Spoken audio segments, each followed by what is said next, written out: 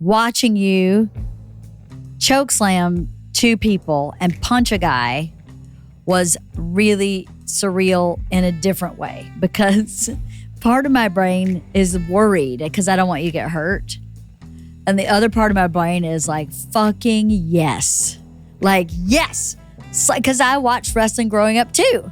So I was torn. I was like, I don't want him to get hurt because I don't want you to get hurt. And then the other part of me was like, this is so fucking amazing that you just chokeslammed 2 people. Can I tell you, I'm having quite the athletic year. You are. You are. Congratulations. On what? Thank you. You have a new pope. Oh, I thought you were talking about the other thing. No, you have a new pope. Are we rolling? Yeah. He's American. American. I think he just went to Villanova. He did. I think he graduated with my dad. He did. He graduated with my dad? Yeah. The Pope graduated college with my dad. Cray. That's crazy. My dad just sent a college picture of him. Yeah, he did. I love it. If I go to the Pope, I get to go, hey my name's Bert Kreischer. And he'll be like, are you Al's son? The Pope would know me. It might. It's 6 degrees of separation for sure. It's 2 degrees of separation. I mean, I bet they probably had classes together. They definitely had classes together. You think so? I bet the Pope wasn't like... Well, Villanova is such a tiny school, so... My dad said that he was a huge pussy hound in college. Doubt that. And that the Pope... And then one night, this one girl... No, I'm kidding. I can't slam our Pope. Well, you can't slam your Pope for sure. I can't. I love it. It's gonna make...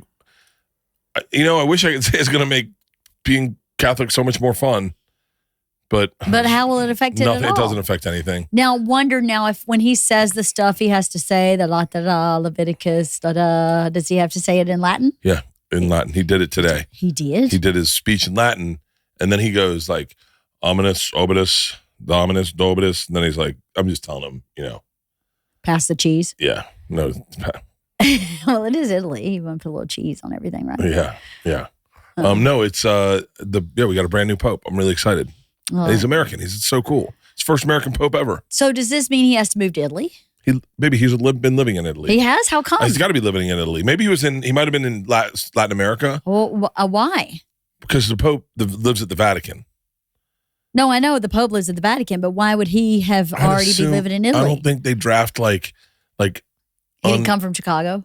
They don't go like, you know that guy in Chicago? He's really good. Let's bring him in. He's awesome. I think he's done a lot of work for the people of Chicago. Yeah, I think they draft guys that are already in the pros. Okay. All the guys in the Vatican are in the pros. What qualifies as a pro? If you're in the Vatican, you're a pro. But what do you mean? But only the Pope's in the Vatican. I don't know any of these Who's in answers. the Vatican besides the Pope? This is what it's like traveling with my wife. I don't know, baby. You've known me how long? How many times have I gone to church since we've been married? But you're Catholic. How many times have I gone to church? But you went to Catholic school. Yeah, they don't go into depth on the Pope. They didn't teach who's at the Vatican? The last Pope I remember was Pope John Paul. Oh my God, we were children. That's the last one I remember. I know we had a Nazi. We had a Nazi Pope. We had like after Pope John Paul? Yeah. The recent one was Nazi. Benedict? Can someone pull up Nazi Pope? He was a Nazi? We had a Nazi Pope. We had a Polish Pope who he locked himself in the Vatican and he couldn't get out. You guys need to figure your shit out. That was a joke.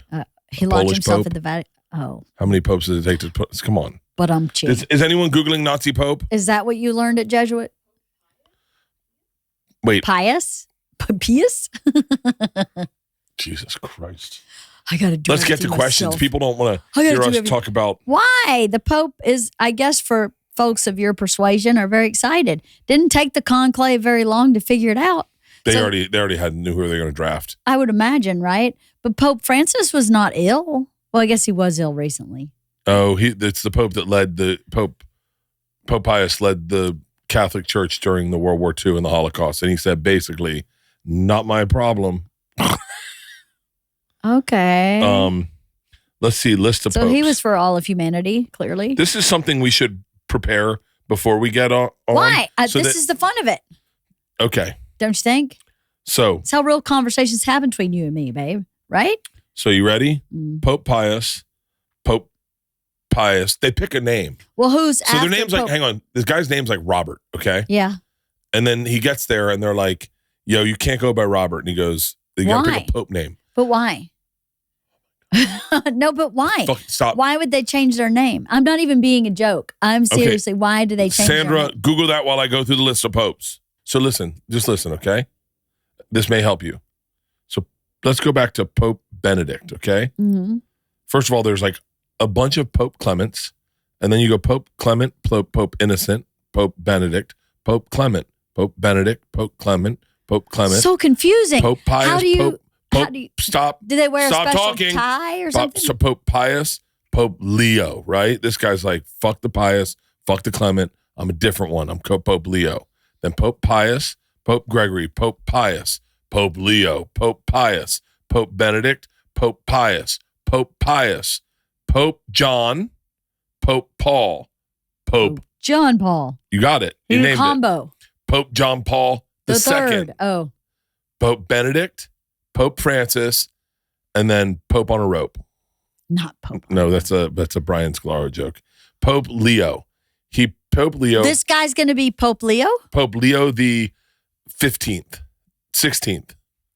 He's 68 years old. He did not graduate college with my dad. No? No, he absolutely did not. My dad's 77. Should we take our first question? Let's take a caller. In from Georgia. I watch y'all's episodes like every chance I get, and I absolutely love them. Y'all are such a cute couple, and y'all give us young people something to look up to. So y'all have girls that are in college. How exciting! I have a stepdaughter that is taking a break right now, but she loves doing hair and makeup. But I found her dad when she was 4 years old. So I've been with her since she was 4 years old, and she's 19 coming March. And just so grateful for her. But it's been a long haul, but I'm so grateful to be a step parent to her. But anyway, I have just some uplifting questions to ask y'all. How do y'all do it? Like, how do y'all stay so happy all the time? Like, just, I know some people put it on for show, but y'all just seem so real, and I love it. So that's question number one. And question number two, I have started a relationship with my real dad, and he's in and out of my relationship my whole entire life. I'm 33 years old now, and we've talked on and off here in the past year. And it's just been really hard to connect with him. I have yet to talk to him on the phone. So I just wanted some pointers on how to do that and how to still stay true to myself and to my family and to my husband. But other than that, I can't wait to hear what y'all say. Have a great one. Bye. Thank you for that. Thank you. Which should we talk about first, the happy or the dad? Well, we'll talk about the happy, and I'll take that. It's me. No, it's me. I love LeeAnn more than she loves me, so I always feel lucky to wake up with her every day, and I share that with her, and then that uplifts her, and that's how she does her chores every day. So amazing. It's me. It's me. It's not true. So I wake up happy every day. I do. At 99% of my days, I wake up happy. Yeah, I do. I'm just a happy person. LeeAnn wakes up happy. I wake up happy sometimes. Sometimes I wake up with panic, but I wake up happy. But you can hear LeeAnn's happy. It's like I hear the gate open and close, and then she's just talking to dogs, talking to cats, talking to dogs in their voices, singing them songs. There's no practical application to what we're saying, right? Yeah. So she's asking, how do you do it? How do you stay happy? So how do you stay happy? I think she means as a couple. I stay happy as a person because I think I just reframe things over and over again to find the glass half full of everything in life. Even when you and I have, arguments or moments or downtime or whatever, I still kind of bring my way back to reframing it to going, well, my goodness, I'm so lucky. I love this person who loves me back. We have a great family. We've built a life together we're so proud of. And I don't know, don't sweat the small stuff seems kind of stupid, but you should not sweat the small stuff in your marriage. It's really about the core things that you value, that you share, that you built together. I don't know if that it definitely makes me very proud. And we have a good time together, and that makes me happy. What about you? I mean, I don't know. We're not the best example because I'm living my dream. Mm-hmm. You know, Yeah. So that I'm really happy that like I never feel like I ever have to work, and then whenever I do actually work, I love it so much that I can get lost in it. So that's like it's not a fair thing. Why is that not fair? What do you mean? I mean, it's not fair. Like most people don't love their jobs. Well, that's true. But so I'm saying. So if you're measuring happiness, I wake up at like a 10 every day because I'm doing what I love to do. Some people wake up at like a 3 and they're like, ugh. Mm-hmm. So that's tough. I mean, I'm just trying to be fair. Mm-hmm. That's tough for that person to be at a 3 and then see their wife in the kitchen and be like, time to get to a 10. Mm-hmm. You know, maybe that wife could only get them up to a 6. But if you're doing something you love and you see your wife and you're already at a 10, you're staying at a 10. Right. So like, that's tough. I do think, I don't know the right way to say this. I do think there is a way to change your perspective about the things you have and find yourself lucky to have them. Gratitude. I don't know if that's what I was trying to say, but I think, because what I'm saying is lower your gratitude reflex. I don't know what that means. Some people make, gratitude's like an overused word where people say gratitude and then you're supposed to go out into the backyard and like get sun and do your gratitude expressions. No. And no, hear me. Okay. You tell me then. No, I'm just telling you. I'm just telling commenting. you. No, I'm just telling you. So what I'm saying is lower your expectations of gratitude. Like you don't have to be, some people may be waiting for gratitude. Some people may be going like, fuck gratitude. I'm getting fucked in the ass every day at my work. I come home, this isn't the house I wanted. This isn't the car I wanted. I don't have a pool. We don't vacation. And I understand that person. Mm-hmm. I do. And what I'm saying is, it's hard to say to that person, hey, take a look around and see what you should be grateful for. Because they may be so in the weeds on what's beating them up that they can't see their gratitude. So what I'm saying is lower your expectation of gratitude or change your perspective of gratitude. Mm-hmm. So I'll give you a perfect example. There's guys I know who don't want to stay married to their wives and they want younger women. And that's a guy who can't change his perspective of gratitude. Can't look at that person he's with and say, how cool is it that I've got a person I've been with for 20 plus years and we have all our inside sayings. We have all our knowledge of what we want and love. If I have a stroke and lose my ability to talk tomorrow, that woman, she's got me down. She knows what I won't need to speak for the next 20 years of my life. We're already there. We talk telekinetically. You know, it's like change your perspective of gratitude. Is that making sense to you? Yes. It's like when we would do, what's your favorite part of your day, least favorite part, what are you grateful for? And we always said, sometimes be grateful for stupid stuff. Like I'm grateful that so-and-so let me borrow their pencil in math because gratitude should be everywhere. And it doesn't have to be big, but you know, you could look at that same moment and go, I'm so upset because I forgot my pencil. Or you can say, I'm so grateful because Cheryl loaned me her pencil. Either way, you were without a pencil, you know, but your perspective on the same incident can really make positive changes in your life for how you feel about what's going on in your life. I said this just the other day. I had 3 jobs at one point while I was trying to be a writer. And I remember being so grateful that I was able to work those jobs so that I could write, as opposed to going, I hate my day job. Yeah. I hate waiting tables. That's what I'm saying. Yes. That's what I'm saying. Just reframe it. It's like, you got to remember, and I say this only because I've been on the internet and I see what people are feeling. Mm-hmm. And a lot of people are jealous. A lot of people are angry. A lot of people feel like they're witnessing it in real time, that life's unfair. Mm. And what I'm trying to say to that person is, hey, you don't have to.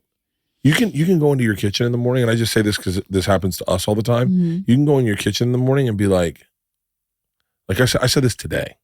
This was my gratitude.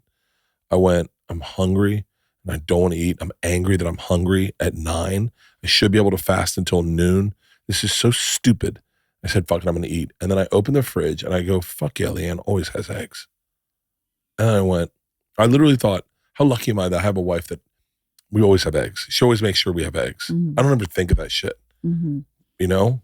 So you can lower your expectation of gratitude and find the small things to be happy for. Mm-hmm. You know, find the things like I say to LeeAnn all the time, I love your boobs. They're my favorite, the best boobs I've ever seen in my entire life. Mm-hmm. So I isolate on things that I think are fucking awesome. Does that mean you lowered your expectations of what boobs should look like? No, yours are the perfect ones. I actually think you have generationally, like when it comes to Victorian age, we were talking about this downstairs. The best era of women naked, I always go 70s with like real boobs, tan lines. That boob is the perfect boob, and you got that boob. The 70s boob? But like, that's one of the things I look at. Yeah. And I go, how lucky am I that I got the best boobs in the world? I get to play with them whenever I want. Well, maybe not whenever you want. Whenever I want. Most times. But okay, so that would be my perspective with happiness. Uh-huh. Okay? Is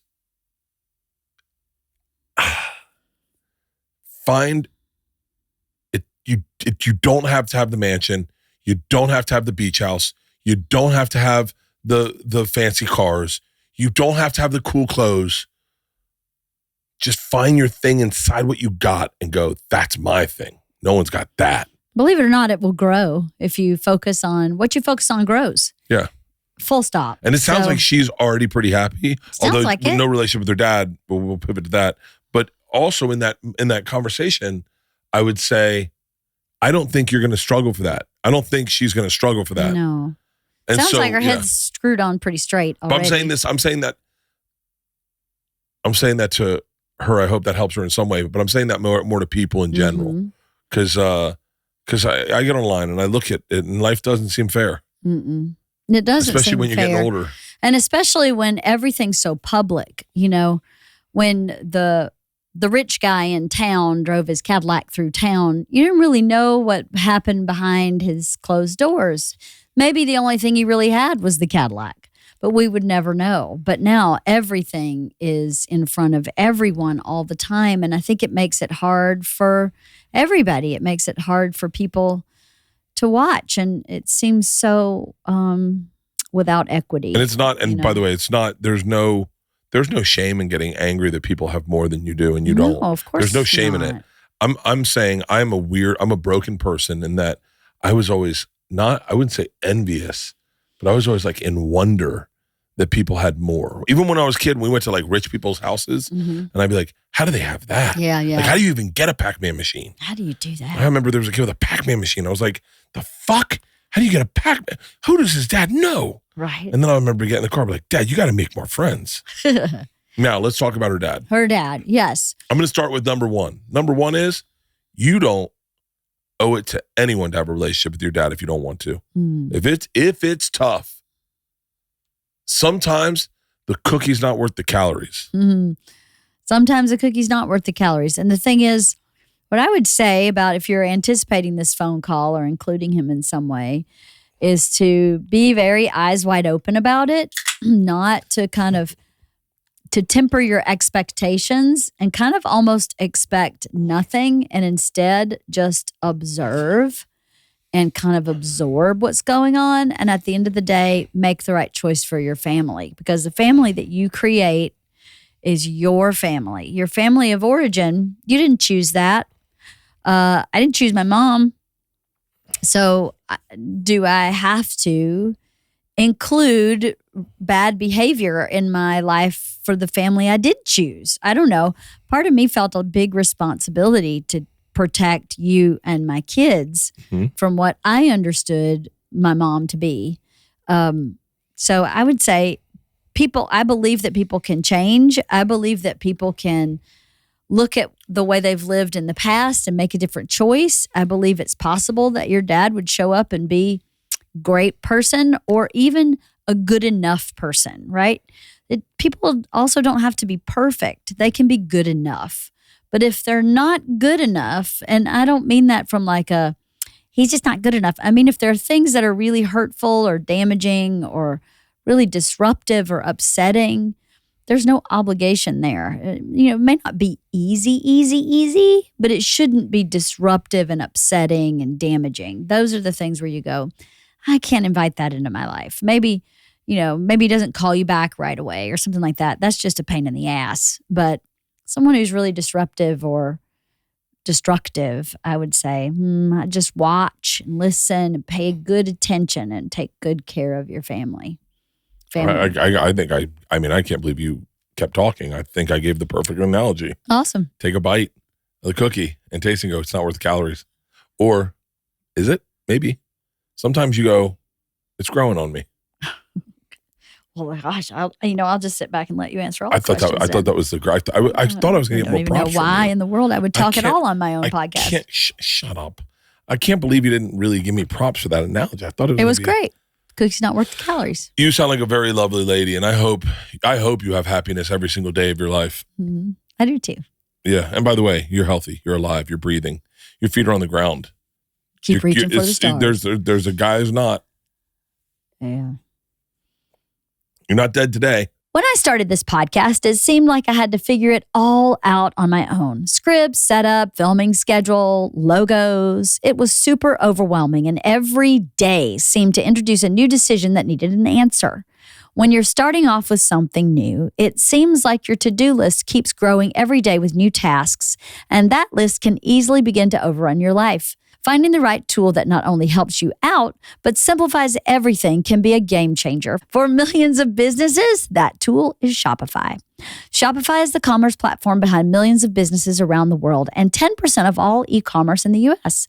From household names like Mattel and Gymshark, brands just getting started, and even here at Birdie Boy Productions. Get started with your own design studio. With hundreds of ready-to-use templates, Shopify helps you build a beautiful online store to match your brand's style. Accelerate your content creation. Shopify is packed with helpful AI tools that write product descriptions, page headlines, and even enhance your product photography. Get the word out like you have a marketing team behind you. Easily create email and social media campaigns wherever your customers are scrolling or strolling. I love Shopify. We've been using them for years. I used them even before we had a Birdie Boy Productions. We were selling Bert's machine shirts online with Shopify because it makes it easy to track. Inventory is super user-friendly, and it just makes running a business a breeze. Turn your big business idea into cha-ching with Shopify on your side. Sign up with your $1 per month trial and start selling today at shopify.com/wife. Go to shopify.com/wife. Shopify.com/wife. Hi, LeeAnn. My name is Sarah. I'm sorry. I think I got cut off the last time I tried to call.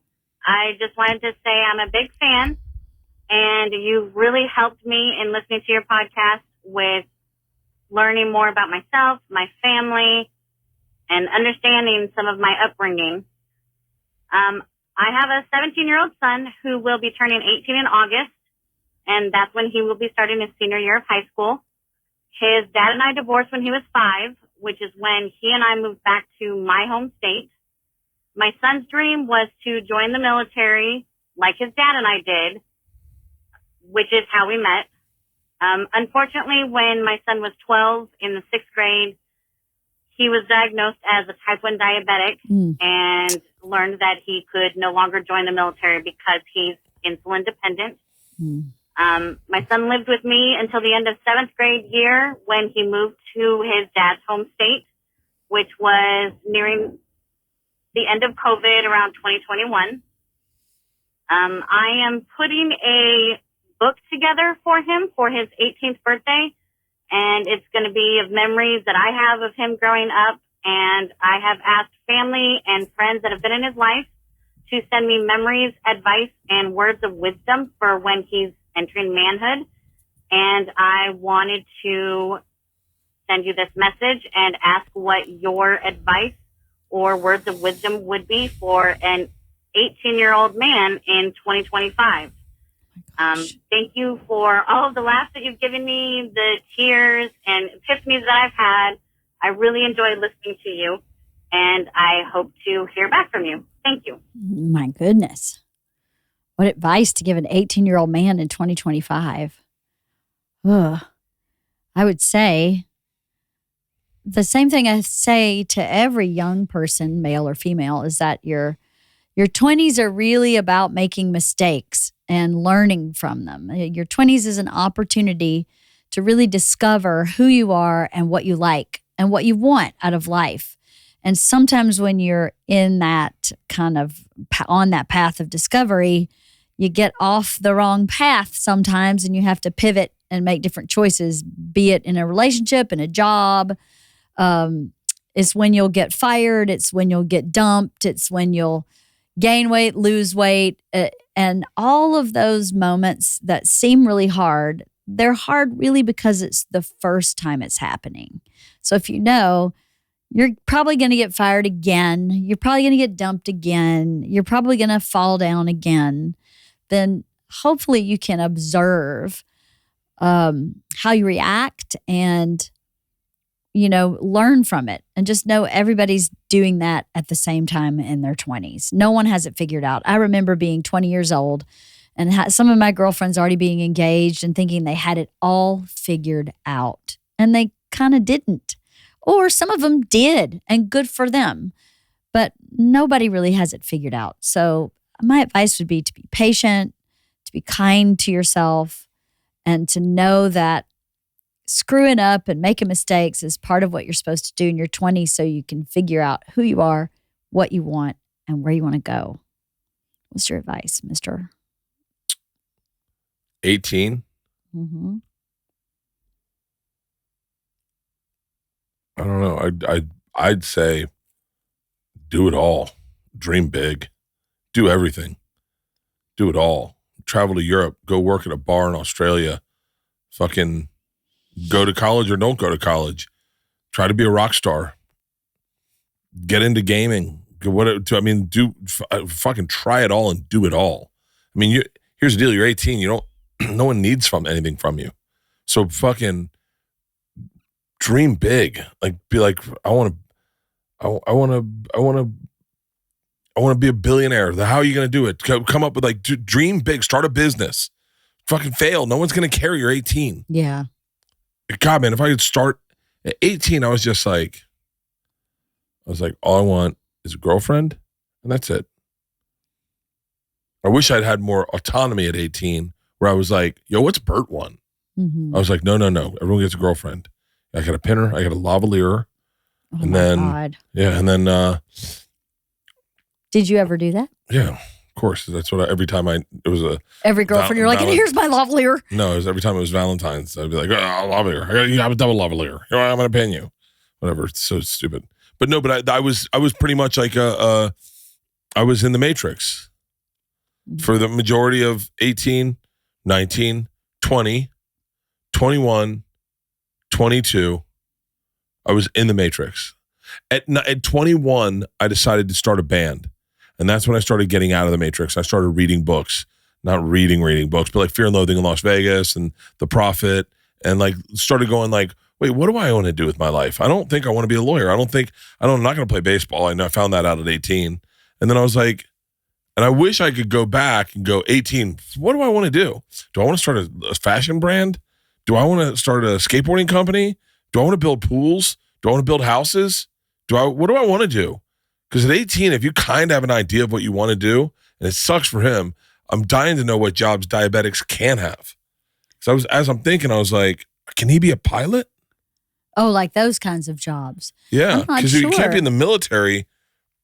And if that was his dream to be in the military, this is a great learning moment. Is dreams change and you have to adapt. Mm-hmm. So take your adaptation and move in the direction you want to go. Know which way the sun sets and start walking that direction. Know which way you want to be at 77 years old when you're having a cigar and a cocktail in an Adirondack chair by a campfire and you've got your whole family around you. What do you want to say you did in life? Ooh, that's powerful. What do you want to say? What are you going to say? Want to make sure you don't go, there's nothing more sad than like, I didn't take a chance. I didn't roll the dice on me. God dang it. I could have moved to the beach for a year and been a bartender and just bummed around until I was 19. Yeah. So I could have what? shaved my head once. Yeah. I think about that a lot. Sometimes I wish I'd shaved my head. But I think I'd look really weird. You would. Don't You shave your think head. so? No, please don't. But like, yeah, like I said to Georgia, my oldest, she loves camping. I know this isn't what you're supposed to say to her. But I said, you know what you should do? You should get a motorcycle and go camping on a motorcycle one time. Go up camping. Go, you and a friend, take motorcycle riding lessons and go out on motorcycles and go camping. Drive across the country on motorcycles. You were definitely not supposed to say that to your daughter. I know, she wants a camper van. Yeah, camper van I can get behind. A motorcycle, not so much. But like, I just think, I don't know, it's like, dude, you're only young once and you only live once. Mm-hmm. And just make it about discovery. Make it about yourself and do not make it about other people. Discovery. Be selfish as fuck. You meet a girl and she's not vibing with what you think about life. Dude, cut it off. Cut it pull the tick out and throw it in the fucking woods for another sucker. Again, that's a great. Good. You're just killing it now. The cookie and the calorie and the tick and the sucker. Yep. You just had another one too, and I don't remember what it was. I'm just hitting it out of the park. I hope your kid, has a great fucking life. He will. He's got a great mom. I hope everyone has a great life. Me too. Hi, LeeAnn. My name's Brianna. I'm from Canada. I had a question kind of in regards to raising your children. So I currently have a toddler, and we just found out that I'll be due we'll have a baby again at the end of the year. And as someone who comes from a bit of a tumultuous household and doesn't have great relationships with her parents or non-existent, obviously I'm afraid that the same is going to happen to me. And I know what you came from and how your family life is now with your children. And I guess I'm just wondering if you have any parenting tips or life advice that you feel led to the amazing relationships that you have with your children today. Anyways, love you and your husband and your family. Thank you. And I really look up to you guys. Thanks so much. Have a great day. Bye. What do you think I did to have great relationships with our kids? Gave us nicknames. That was it, number one. What's number one? It's like you turned us into your own little toys, like your own, like your, like your own. You create relationships with people that are like specific. That are you make everything a game and you make everything fun and you have like really good. You have really great ways that are not, generalized to connect with people. Like you don't like just go, so tell me how your day was. You find things like George's mole or Isla's feet. Like everyone's got like a thing, my lock of chest hair, the thing that you love about them. And then you take this thing that technically could be, a thing that we would be concerned about, like Isla's smelly feet, and you call them your feet. Those are my swamp feet. Or Georgia's mole that she has on her center of her chest, that's your mole. Those are not. That's Percy. Yeah, and so you do things. You take ownership over people's what people may construe as a flaw, and you show them that it's love. You're really good at loving people. Aw. You really are. You're really good at loving people, and it's fun to watch. Like I look at old pictures of you with the girls, and you fucking love so hard. You like your eyes are closed and you have smiles like real genuine. Like no one knew they were taking the picture of you. It wasn't posed. And so. Well, thank you. That's really nice to hear. So funny. I think that's what I think I did too. Like coming from my background, my mom wanted me to be a certain thing. And that wasn't who I was. So when I had kids, I thought, I'm not going to do that. I'm going to ask the question, who are you? And love that instead of you need to make straight A's. You need to clean your room. You need to, not to say that I didn't get frustrated when people didn't clean their room. That just wasn't what determined whether or not I loved them. So I tried really hard. I think that was also hard for the girls because I would be a little different with each of them because they each needed something different. And then sometimes one would watch me parent the other and go, you're being really easy on her for that, or you're being really hard on me for that. And my opinion is because they needed something different. And if I didn't see them as who they really were, I would not have, kind of adjusted that way. But I was really determined to make them feel like they were individuals and that they were their own person and that I loved them for that. Didn't mean I wasn't frustrated with them sometimes, or I definitely butted heads for a long time, but I don't think, I hope she didn't feel like I didn't love her. I do love her swamp feet still. And she has that one toe that's crooked. That is mine. And then George's got a hover toe. George has a hover toe. She has a toe that doesn't touch the ground, and I call it hover toe, and I love it. And she has that mole I named Percival. And I don't know. I'm glad that that's what you saw because that's what I tried to do. Imperfectly, but tried. Thanks, babe. Of course. As we step into spring, it's the perfect time to refresh your meal routine with dietitian-approved recipes from Green Chef, perfect for supporting your wellness journey. What I enjoy about Green Chef is that their recipes feature fresh, organic, seasonal produce and 100% responsibly sourced proteins, crafted to help me feel my best. One of my favorite things to make is their spice pork tacos with pineapple salsa. Green Chef makes it easy to spend less time in the kitchen and more time in the spring air. With our new Heat and Eat meals, you can enjoy a delicious, wholesome meal in just 3 minutes. Plus, with 80-plus weekly options, Green Chef makes it easy to find meals that fit your lifestyle. Whether you're into Mediterranean flavors, gluten-free eats, plant-based meals, or protein-packed dishes, there's something for everyone, including options for gut and brain health, calorie-smart choices, and more.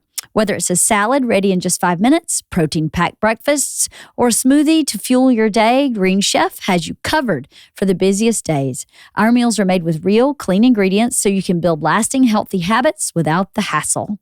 Plus, with week-to-week flexibility, you can adjust your plan anytime to fit your schedule. Make this spring your most delicious yet with Green Chef. Head to greenchef.com/50wife and use code 50wife to get 50% off your first month. Then 20% off for 2 months with free shipping. That's code 50wife at greenchef.com/50wife. Hello, my name is Cassandra. I live in Austin, Texas. I have been a fan of yours since the beginning of your pod, and for many years, a fan of Bert's as well. I've been to 4 of Bert's shows, and every time we bring more friends, and it's the best experience. So I can't thank you guys enough. I love her. For the laugh. And LeeAnn, I can't thank you enough. You have been the mother that I've needed and the mother I hope to be someday. I have been able to overcome so much learning through you. I have overcome my childhood trauma, not to mention narcissistic relationships that I've had in my adult past, and also have been able to navigate things in a way better way because of you, not talking to family, and parents because of the past, but then being able to overcome that as well. And so that aside, I could thank you guys a million times over, and I do every day in my prayers. Not really a religious person, but very spiritual, and I think prayer is powerful. So always there for you guys and the girls as well. But that aside, after years of debating on questions, my question would be, how was Monday Night Raw? My now husband and best friend, we are huge wrestling fans, and it was one of those things where I thought it was just going to be his thing, and now I'm obsessed. So seeing you guys at the show and seeing Bert just light up, because I know he's been a wrestling fan his whole life as well. What was your favorite part aside from Bert's big moments? Because I know as a supportive wife, that can be just so great to see them take in those moments. But what was your moments that you enjoyed at Monday Night Raw? Again, thank you so much, and I wish you guys nothing but the best. I really hope you do a live LeeAnn in Austin someday so that I will be able to meet you. But again, I love you guys so much and nothing but the best and prayers to you guys. Thank you so much. Aw, take care. That was nice. Thank you. Monday Night Raw. Well, I'll tell you about Monday Night Raw. I think everybody knows Bert grew up as a wrestling fan, but I did also. I watched wrestling my whole childhood with my pop. I was a big Georgia Championship Wrestling fan and WWF, World Wrestling Federation fan. Watched it every weekend with my grandparents. And I had never seen a live wrestling match. That was my first one ever. So I was a little bit in awe of the whole moment, the whole night, because wrestling fans are very specific. And I kind of knew that, but I because I was one growing up, but because I'd never been in the environment in the live space with them, I was so impressed by the number of fans that came as a family. They came mom, dad, kids. They came, some of them in costume with signs, and they were just there for a good time. It was, everyone was considerate. No one was a jerk. Everyone, I mean, I just was blown away by the atmosphere. I loved the matches. They were really fun, but I'd never been to a live one. And my takeaway from it was twofold. One was it something that I had seen on television my whole life. I got to experience in person, and that was pretty amazing. And the second one was just how amazing the fans were. They're really there, all in, all the way. And, you know, you go to like a baseball game or a football game, and you can tell there's some fans in there that are hardcore like that. But there are a lot of people who were just stopping in, and that's the one ball game they're going to go to for the year. Every single person in that arena was hardcore. There was nobody that was like, yeah, there's tickets in town. Want to go? Everybody was there for it. And that was so awesome. I loved it. So that was my takeaway. Well, I want to hear what yours was. I know she didn't ask, but I want to know. Oh, mine was, I mean, besides your big moment. No. Obviously, your big moment of choke slamming two people was my biggest moment, but she asked beside that moment. I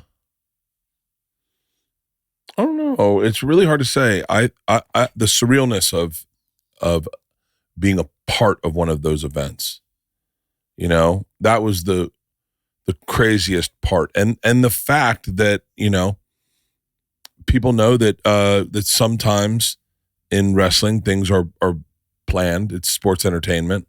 But my interaction was not at all scripted or planned, or it was of the moment. And that was so wild. I mean, I wish I could go into detail. I wish I could to tell you how fucking surreal all of that was. It's like being called on the NFL field and catching a pass. Like CM Punk kind of casually saying to me in the ring, think you could chokeslam him? And I was like, fuck yeah. Like that's just the craziest thing. And then, you know, like going backstage and watching everyone get ready and having dudes kind of mad dog me, and I didn't know what was going on. And then when they come out of the ring, they talk shit to me. And it's like, it's, you know, it is their world, and you are a visitor in their world. Mm-hmm. And I think the coolest thing was the fans is like, is anyone who knows what it's like to be a fan of something, man, that is the perfect example. When fucking that crowd whole starts yelling yeet, yeet, yeet, and fucking Pat McAfee gets on the table, and it's just, it's bizarre.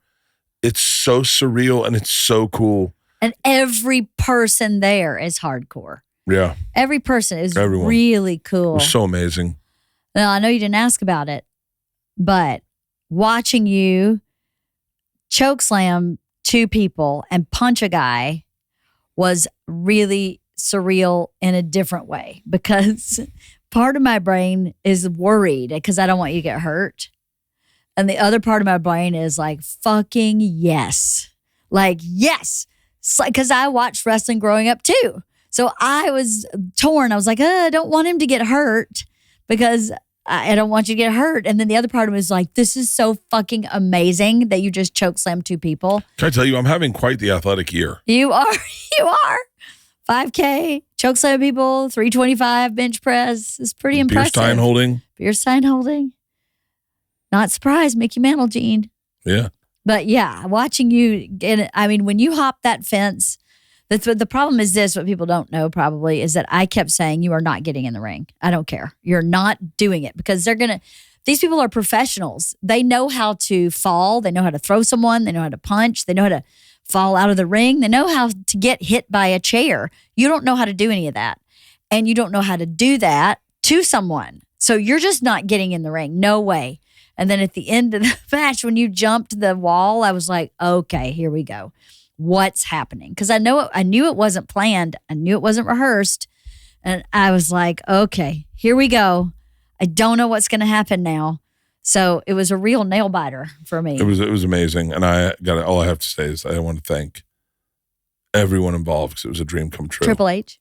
Oh, he was the best. I mean, I talked to him for 30 minutes. And CM Punk. I mean, it's CM Punk was the nicest guy. He was such a gracious guy. He's the sweetest fucking dude in the world. Yeah, he was really nice. Everybody there was so nice and gracious and welcoming. It was really cool. It was a very special event. I thought about my pop the whole time I was there.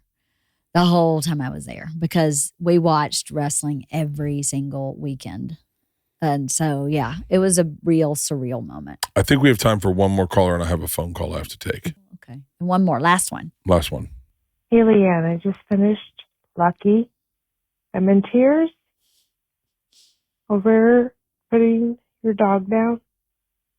I feel that the time is coming soon for me to do the same. And I wanted to know what you did with your dog. Her remains. Ashes, or did you bury her? I want to know what the next step will be. Thank you. Love you. Old pot pie. I wish we had buried her. Oh, that old pot pie. I would have buried her we didn't have the new house at the time, did we? Yes, we did. Oh, we did? Yeah. I would have buried her at the new house. We buried our chickens at the new house. We did. We buried our chickens at the And new I house. went over and hung out with them the other day. You know what I was going to do? What? I was going to fuck with the girls and put an egg where we buried the chickens and be like, guys, this is crazy. That's crazy. I came out here today and I found this. And Isla would buy it hook, line, and sinker. No, I miss those chickens. But I miss those chickens. We cremated Priscilla, and she's in my office. We cremated her. All of our pets are in my office because they're mine. I'm not sharing them with the rest of the house. I fed them every day. I took them to all their vet appointments. They're mine. So they're all with me. Gus is with me. Mona's with me. Priscilla's with me. And Mufasa is with me. The 3 chickens are in the yard. But, she's awfully big. She was 135 pounds. I mean, to dig a hole for that would be like digging a hole for a human in our backyard. Can you bury your dog in your backyard? Ask for Google forgiveness, not permission. But she's I guess. cremated. Well, no, but when they cremate them, I mean, when someone comes and puts your dog down, they take the dog away. Yeah. And cremate them. But you have the option of keeping the dog, I think. But we had her cremated, and they did an impression of her paws in clay so that we have her paw print. And then Bert took some of her fur, I think out of a comb, as we brushed. No. No? What was it? Oh, you don't remember this? No, I don't remember. Did they shave her arm? That's right. No. What was it? Me and Isla went and got our fucking Manscaped, and we trimmed her when she was laying in the back of the Jeep, and we trimmed her and we put it in a empty marijuana container. Yeah, I have the whole container. I have all of it. So you can smell Priss. If you open it, it smells like Priss. Yeah, pot pie. I haven't opened it, so I'm gonna wait. So that's we should all did. smell her one time together, one more time. I love her. I loved her. She was. I think she was my dog. She was my dog. She was your dog. She was my dog. I saw a video of us wishing one of our friends happy birthday during the pandemic, and Priss is just sitting there with that intense look on her face, and we start singing. She just looks at me, and then I go happy birthday, And her and Izzy is attacking Isla the whole time. Of course. Izzy was probably a puppy. I miss her very much. She and I had a really special connection. I don't know what it was. I loved Mona, obviously. But Priscilla and I just had something almost not dog human. It was different. I don't know what it was. She was my dog. And someone told me that, like a medium or something I saw was like, that They're was all your your dogs. No, but I think they're Izzy all may be your dogs. dog. Izzy loves you. I mean, Izzy loves everybody, but Izzy's a whore. Mac's a whore. Well, that may be true. They're equal opportunity, but Priscilla was my dog for sure. I miss her still. I do too. She was so pretty. She was. Okay, I think that's it. Thank you for doing this with me again. I did it with Cotty last time. It was really fun, but it's not the same without you. I love doing it. It's fun. I like to hear what people think about. It's nice to think on the fly and come up with like brilliant analogies. You're so good at it. It's almost like choke slamming people, your analogies. I'm ready to go back to WWE. Just note to self, don't ask you about the Pope. The Pope. I love you. I love you too.